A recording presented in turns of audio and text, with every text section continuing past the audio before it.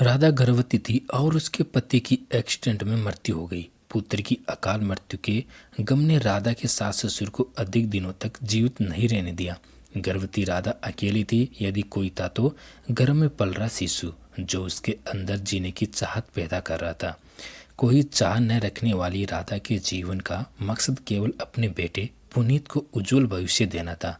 पुनीत ने अपनी माँ की मेहनत और कठिन तपस्या को देखते हुए बड़ा हो रहा था और माँ की मेहनत का सम्मान करते हुए मन लगाकर पढ़ाई भी कर रहा था। एक दिन पुनीत ने अपनी माँ से कहा, माँ, जब मैं बड़ा होकर कमाने लगूंगा तब आप आराम से रहना, फिर मैं आपको इस तरह से काम बिल्कुल नहीं करने दूंगा। पुनीत के मुंह से ये सुनकर राधा फूली नहीं समाई और उसने कहा, पुनीत, तुम बस मन लगाकर अपनी पढ़ाई पूरी कर लो तो मेरी मेहनत सफल हो जाएगी।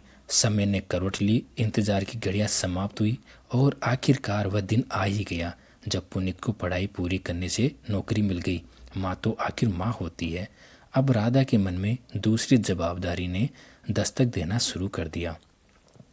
ये जवाबदारी थी पुनीत के विवाह की। राधा ने पुनीत से कहा, बेटा, तुम्हारे जीवन में यदि कोई है तो बता दो, मैं जल्दी से जल्दी अब तुम्हारा विवाह कर देना चाहती हूँ। मैं भी थक गई हूँ, बहू आ जाएगी तो मेरा हाथ बटाएगी। पुनीत ने भी अपनी प्रेमिका रश्मि के विषय में अपनी माँ को बता दिया। फिर क्या था, दोनों परिवारों की सहमति से विवाह संपन्न हो गया। राधा बेहद खुश थी, सोच रही थी, मेरी सभी जवाबदारी पूरी हुई, बस अब हम तीनों शांति और प्यार से आगे का जीवन व्यतीत करेंगे। वह नहीं जानती थी कि उसके जीवन में ये पूनम कुछ ही दिनों की मेहमान है। उसकी साथी तो अमावस की काली रातें ही है।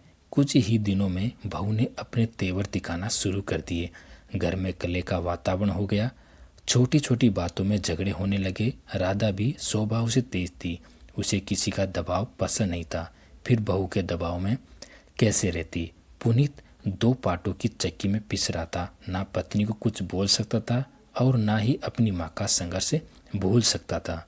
दोनों को समझाने की उसकी हर कोशिश नाकाम रही। धीरे धीरे पुनीत का झुकाव अपनी पत्नी की तरफ बढ़ता गया और माँ से दूरियां बढ़ती गई। जीवन के अंतिम पड़ाव में अपने बेटे के द्वारा अपना तिरस्कार राधा सहन ना कर पाई। अब राधा को अपने भविष्य की चिंता सताने लगी। वह समझ गई कि इस घर में उसका गुजारा हो पाना अब मुश्किल है। मन कई तरह की उधेड़ बुन में लगा रहता। क्या फिर से सिलाई का काम शुरू कर दूं? परेशान राधा ने अब अपनी सहेलियों से मिलकर उन्हें अपनी आप बीती सुनाई।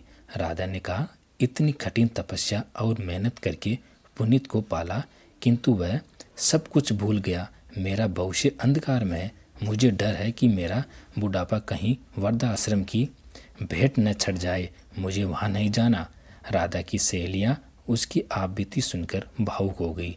तब कुछ सहेलियों ने मिलकर कुछ दिनों के लिए हरिद्वार जाने की योजना बनाई, जिससे राधा इस माहौल से कुछ दिनों के लिए दूर हो जाए और उसका मन भी बहल जाए। हरिद्वार पहुंचने के बाद एक दिन उसकी सबसे प्रिय सहेली रचना ने राधा की उदासी देखकर गुस्से में कहा, राधा, तुम्हें तुम्हारा जीवन खुशी से जीने का पूरा हक है।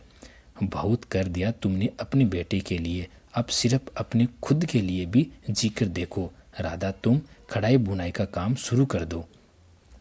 मैं एक छोटा सा व्यवसाय चलाती हूँ जिसमें हैंडवर्क का काम होता है। सिलाई कढ़ाई बुनाई के साथ साथ हाथों से बनाई हुई चीज़ों का व्यवसाय होता है, जिसमें कई गरीब महिलाएं शामिल होकर अपना गुजारा करती है।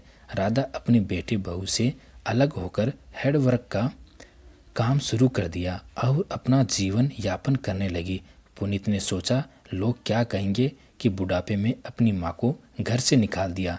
इसलिए वो अपनी माँ के पास गया और बोला, ये आपने क्या कर दिया?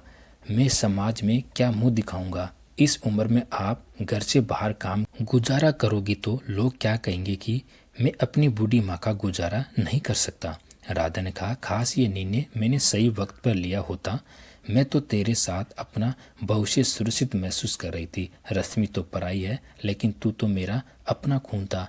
नहीं जानती थी कि तू इतना बदल जाएगा। ये निर्णय मेरा जरूर है पुनीत, लेकिन इसका कारण केवल तुम हो। पुनीत को अपने किए पर पछतावा हो रहा था। वो समझ गया था कि जो माँ उसे पालने के लिए जीवन भर संघर्ष कर सकती है, वो अपने जीवन के अंतिम पड़ाव पर अपना गुजारा भी कर लेगी, लेकिन उसे अपनी माँ दोबारा नहीं मिलेगी। पुनीत शर्मिंदा होकर वहाँ से चला गया।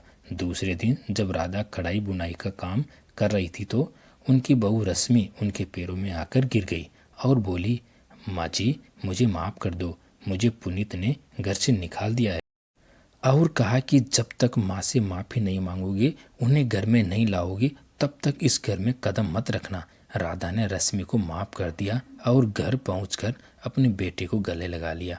पुनीत बस यूं ही बोले जा रहा था, माँ मुझे माफ़ कर देना। दोस्तों, ये कहानी आपको कैसी लगी कमेंट करके ज़रूर बताना। धन्यवाद।